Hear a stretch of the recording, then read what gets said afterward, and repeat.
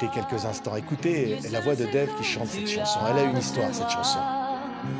Au fin fond de l'hémisphère, où les saisons tournent à l'envers. Oui, puis ça tient parfois un peu les choses, parce que c'est en effet une chanson qui a pas mal marché, mais pas autant qu'on espérait, parce qu'il y a Claude François qui est mort au moment où on sortait cet album-là. C'est ça. Et évidemment, les fans de Claude François, il y en a même qui venaient me voir pour dire fais attention à vous, etc. Parce qu'on était très liés.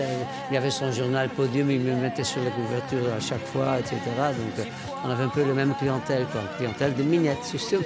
Oui, la même clientèle. Et c'est vrai, il disait de vous que vous étiez moche. Oui, Ah absolument. oui, non, Mais c'est-à-dire il n'était pas un peu jaloux, non, pas du tout. Ben, il était assez commerçant pour se rendre compte que quelqu'un qui vend 40 disques par jour, même s'il est moche, il va peut-être s'en servir un tout petit peu. Mais puis après, quand vous avez eu du succès, il vous a trouvé beau après. Oui, très beau. Après Vanina, vous étiez devenu beau. Oui, exactement. Il était un peu comme ça, Claude. Mais non, mais c'est peut-être vrai. C'est-à-dire que le succès peut vous embellir. C'est possible. Regardez Francis Cabrel, parce qu'il était moche. Mais quand il a changé, quand tout d'un coup, on s'occupe de vous, le coiffeur, le maquilleur, puis on se lève la tête, puis on regarde. Oui. On est plus sûr de soi aussi. Mais vous aviez du succès auprès des filles. Hein. On voit toutes les nanas, vous étiez fiancés. Tous les 2 jours, il y en avait une nouvelle à la une de Podium. Hein. On voit derrière, là. Ah, ben oui. Ah, vous en avez eu des amoureuses. Hein. Oh là, oui. Hein. C'était Ça fait des souvenirs. que du bidon, hein, que du bidon, Dave. Oh, Hein? pas toutes. Ah bon? Ouais, parce qu'on se dit, alors là, vraiment. À un moment, il paraît que vous étiez à 3, vous viviez à 3, l'amour à 3. Oui, c'était après avoir un film de madame qui s'appelle Serrault. Elle avait fait un film où il y avait un couple et un troisième, etc. Oui. Et c'était avec Sami Frey, je me souviens de ce film-là. Et puis ça nous est arrivé aussi. Mais c'est pas facile, c'est un peu comme aux Pays-Bas. Vous viviez à 3 mecs. Oui, à la maison. Et je compare ça un peu parce que quand on part en Hollande, on fait tous du vélo. Et comme on n'a pas le droit d'être à 3 vélos l'un à côté de l'autre, il y en a un qui est derrière. Donc c'est un peu comme ça. Il y en a un qui se sent un petit peu négligé. Quoi. Ah ouais, donc il y en a un qui Bien est parti. s'occuper. Et vous vous êtes retrouvés à 2. C'est des choses qui arrivent. C'est pas plus mal. Ouais. Vous allez tout vous raconter ma vie privée. Ah non, mais c'est ça. Gardez un peu pour mais le livre. regardez, mais je vous le montre parce que tout ça, c'est là-dedans. Hein. Attention, Oui, je n'invente alors- rien. Talent édition, voilà, bien nommé. Je vous ai bien dit que non seulement je parle trop, j'écris trop aussi. Oui, mais je voudrais revenir une seule seconde sur Claude François. Oui, vous dites il était cynique, il pouvait être drôle, mais oui. on ne pouvait pas en placer une. Il était très particulier quand même. Bon, il y a beaucoup. Disons que par définition, la plupart des artistes, des chanteurs et peut-être même les acteurs, ils ont une forme de narcissisme que que j'ai aussi. Donc c'est vrai que quand on dîne avec Claude, c'était pas facile de prendre la parole. Mais comme ce qu'il racontait était très intéressant, on s'en plaignait pas.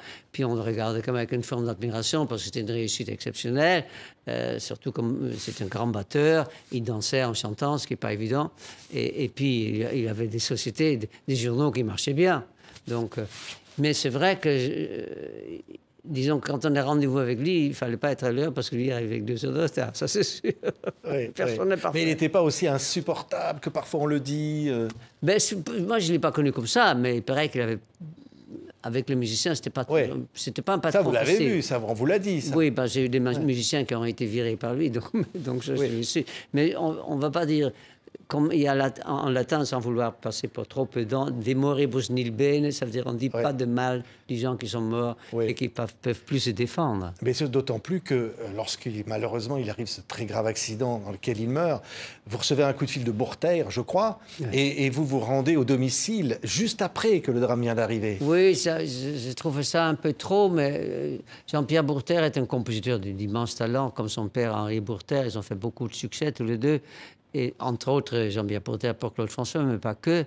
Et donc, quand il m'a téléphoné, il m'a dit, viens dire adieu à Claude François. Et j'ai dit, ça ne peut pas se refuser. Et quand je suis arrivé, j'étais très gêné quand même, parce que c'était lourd. Et il y avait sa mère qui hurlait de douleur. Donc, tu te dis, qu'est-ce que je fais là? Puis il y avait surtout Elle sa disait, femme. c'est pas vrai, c'est pas vrai. Oui, c'est ça. Oui. Il y avait sa femme, Kathleen, très belle femme, qui me regardait, à juste titre d'ailleurs, avec « Qu'est-ce que tu fais là, toi ?» Vous fusillez du regard. Ah, exactement. Oui. Ouais, je comprenais. Hein.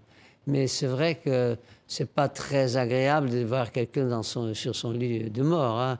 Mais Enfin, aujourd'hui, je pense que j'aurais été un grand producteur de télé. Ouais. Donc, voilà. Ouais. Mais pas de doute sur les circonstances de sa mort, malgré tout ce qu'on a pu raconter après. Vous y avez été témoin des Non, choses. c'est un vrai accident idiot, quoi. Ouais. Vous savez, moi, il y a 15 mois, j'ai fait un faux pas. J'avais quelqu'un avec qui j'ai beaucoup travaillé, qui est un journaliste belge très connu, même à Paris, qui a beaucoup travaillé à Paris, qui s'appelle Gilles Verland. Il est tombé comme moi, il est mort en bas de l'escalier.